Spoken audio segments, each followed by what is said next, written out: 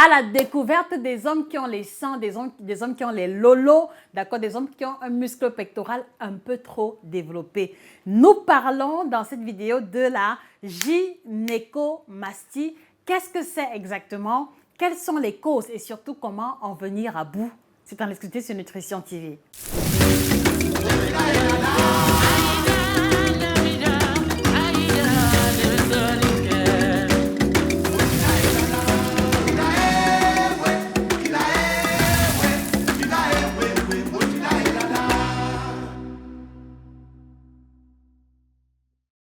Bonjour à vous fidèles téléspectateurs, je suis heureuse de vous retrouver, j'espère que vous allez très bien, je vais super bien, d'accord? Alors ce matin, on prend l'initiative de débattre ou alors de développer une thématique qui fait l'objet de complexes pour de multiples hommes qui pour une raison ou une autre vont se retrouver avec un muscle pectoral un peu trop développé. Avant d'y arriver, je voudrais vous inviter à vous abonner sur la page si ce n'est pas encore fait, à partager cette vidéo massivement dans tous les groupes où on retrouve les hommes, voilà, à une personne, à une amie ou à un ami ou une connaissance, d'accord, qui a le muscle pectoral développé et qui est vraiment complexé à ce sujet. Je sais qu'elle trouvera bonheur et plaisir dans cette vidéo. Voilà, merci également de vous procurer la collection des 6 ouvrages qui apparaissent à l'écran, d'accord, chez les représentants, chez Amazon et à la FNAC. Alors, le phénomène par lequel les hommes se retrouvent avec une poitrine développée ou alors des seins entre guillemets, cela s'appelle la gynécomastie. C'est le développement anormal, c'est le développement exagéré mais non tumoral, d'accord, des muscles pectoraux chez les hommes.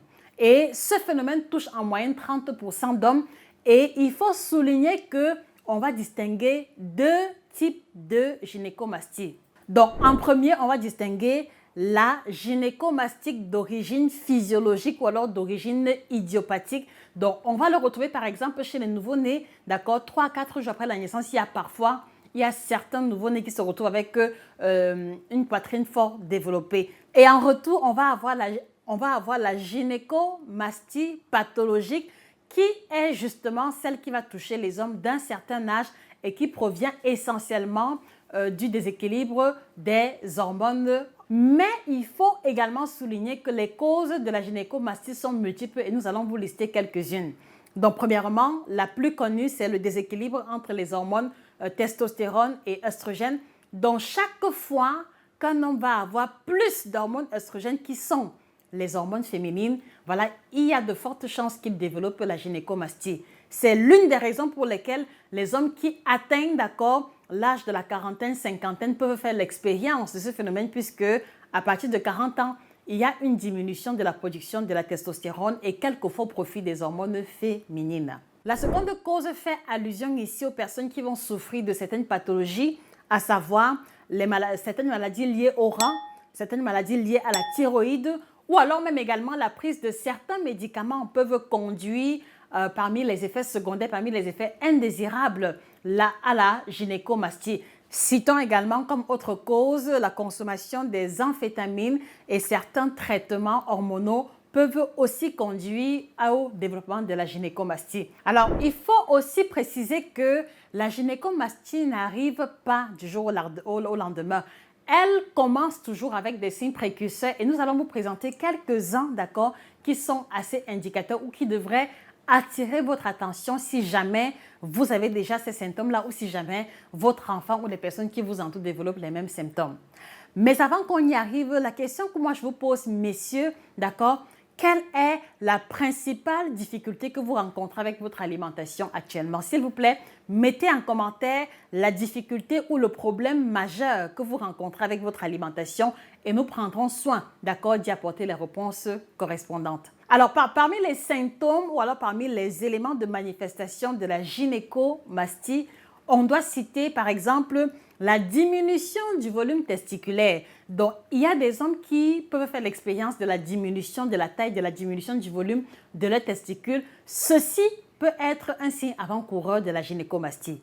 En second lieu, et là ça concerne beaucoup plus les adolescents, la puberté retardée, si un jeune homme a 17-18 ans et qu'il n'a pas encore manifesté les caractères sexuels masculins, c'est peut-être l'occasion de s'inquiéter et il y a beaucoup parmi eux qui se retrouvent très souvent, d'accord, avec une poitrine un peu développée. Autre élément, on va aussi observer la diminution de la libido, d'accord? Donc, si vous remarquez que vos performances sexuelles ou alors que votre appétit sexuel a diminué de façon conséquente et que vous vous rendez compte que voilà, vos muscles pectoraux prennent du volume et ont tendance à ressembler à des seins, d'accord? C'est l'occasion pour vous de vous inquiéter à ce sujet. Alors, l'autre élément également, si vous observez un écoulement au niveau du mamelon, d'accord, un écoulement à ce niveau, si vous faites l'expérience d'une perte de cheveux, si vous faites l'expérience d'une diminution du volume de vos muscles et que vous vous rendez compte que vous prenez le poids de manière accélérée, voilà les quelques symptômes ramassés vraiment qui devraient attirer votre attention et qui sont les éléments par lesquels la gynécomastie se manifeste très souvent.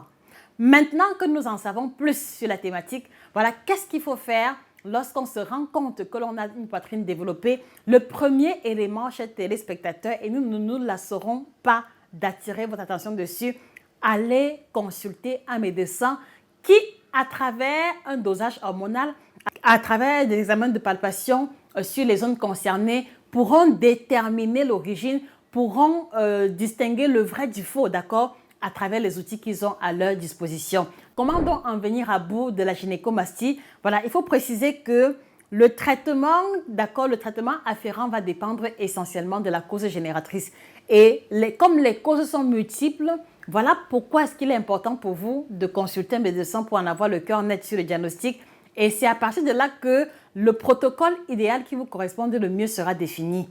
Mais permettez-nous de souligner quand même que la plupart du temps, lorsque l'origine elle est hormonale, elle consiste en général à des traitements hormonaux en retour. L'un des médicaments qui est proposé dans le traitement de la gynécomastie, permettez-nous de le souligner, il s'agit du danazol anti-gonagotrope, d'accord, qui parfois peut être associé aux anti-œstrogènes tels que le tamoxifène, ou le clomifène.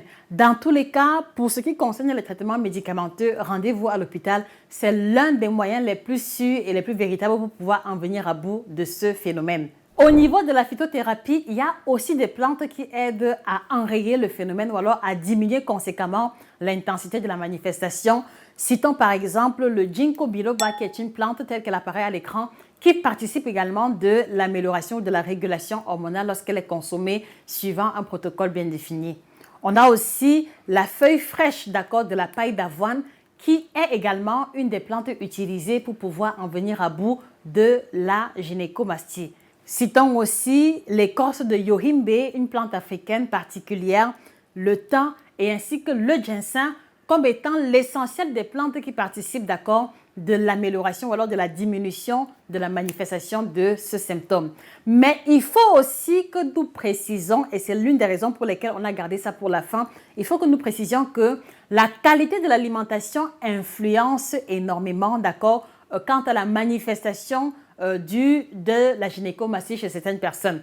Donc, une alimentation qui est trop raffinée, avec beaucoup trop de pain blanc, avec beaucoup trop de jus gazeux, avec beaucoup trop de hamburgers, de produits industrialisés, d'accord, de produits du commerce, de produits d'élevage en vrac, d'accord, où en général les hormones sont injectées, d'accord, aux animaux, par exemple les poulets, par exemple les vaches, d'accord. Vous devez comprendre que si vous consommez énormément les aliments ou alors les produits non bio qui proviennent de cet élevage de masse, il y a aussi de fortes chances que, avec le temps, d'accord, année après année, que vous accumuliez en vous ces hormones qui proviennent des animaux, voilà, et qui s'est retrouvé dans votre nourriture parce que vous consommiez ces aliments-là. Donc, il est important, d'accord, de veiller à limiter autant que possible la consommation des animaux provenant de l'élevage de vrac, surtout si des médicaments à forte dose ont été utilisés pour leur élevage.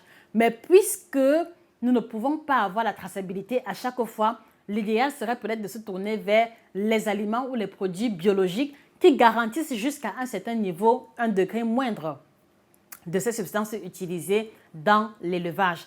L'autre alternative également va consister pour vous à débarrasser de votre alimentation vraiment de manière systématique la consommation ou alors les classes alimentaires beaucoup trop transformées. Donc, si vous consommez les aliments tels que le pain de mie, d'accord, les jus gazeux, si vous consommez beaucoup de fast-food, si vous mangez beaucoup à l'extérieur, et que dans le même sillage, vous consommez très peu de fruits, très peu de légumes, vous ne prenez pas de boissons antioxydantes. Voilà également des facteurs qui peuvent participer d'amplifier le phénomène si jamais vous êtes prédisposé.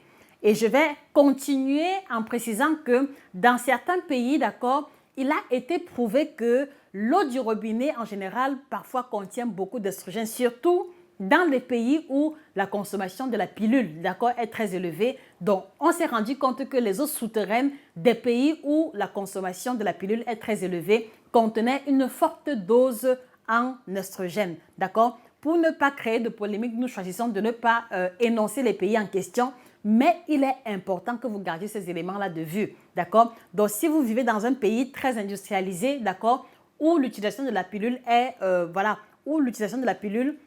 se fait à haute échelle, c'est peut-être l'occasion pour vous de filtrer l'eau que vous prenez si vous utilisez l'eau du robinet ou alors de vous tourner vers l'eau minérale de source comme eau de consommation. Cela vous aidera énormément à ne pas accumuler dans votre organisme les résidus d'œstrogènes qui créent un déséquilibre hormonal chez les hommes et qui les poussent, d'accord, à avoir une faible libido et à développer des caractères sexuels féminins parmi lesquels la gynécomastie. Et au-delà de cela, toujours dans le sillage de l'alimentation, on va encourager les hommes qui développent les signes de la gynécomastie à trouver le moyen de capitaliser dans leur alimentation ces classes alimentaires-là, ces groupes alimentaires qui participent de l'augmentation rapide de la testostérone. Parce que vous devez comprendre que un homme qui produit la testostérone à haute échelle, d'accord, a de fortes chances de ne pas souffrir ou de ne pas développer la gynécomastie dans la mesure où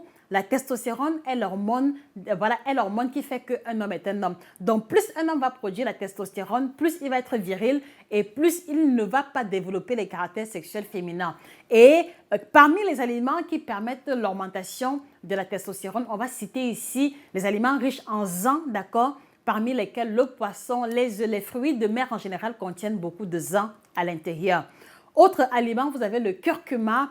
Autre aliment, vous avez également tout ce qui va être substance antioxydante, telles que la betterave, la consommation des fruits et légumes qui ont une forte coloration prononcée. Et enfin, on va aussi avoir la consommation de l'huile de poisson, d'accord, qui va aussi participer de l'augmentation de la production de la testostérone. Bref, la catégorie des aliments qui participent de l'amélioration de la libido masculine est énorme et vous allez trouver ces informations complémentaires et bien plus détaillées dans l'ouvrage qui apparaît à l'écran « Performance sexuelle au top », un ouvrage de 400 pages qui a été mis sur pied en perspective d'aider les hommes d'accord de pouvoir améliorer leur libido et leur santé à partir de l'alimentation. Je vous encourage, si vous le souhaitez, à vous procurer cet ouvrage à titre préventif ou alors à titre curatif si jamais vous avez déjà des soucis de libido.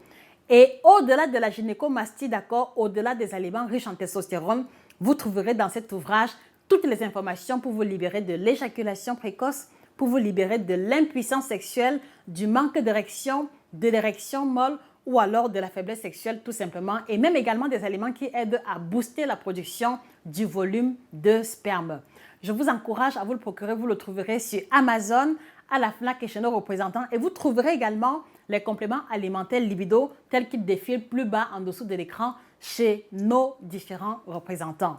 Donc, vous avez des soucis en particulier, vous souhaitez une écoute gratuite ou alors un counseling, merci de nous contacter via email ou alors à travers le numéro qui apparaît à l'écran. C'était Josica, votre grande passionnée en alimentation. Merci pour votre attention. Merci de partager cette vidéo, d'accord? Et on se dit à très prochainement pour une autre vidéo aussi intéressante. Au revoir les amis.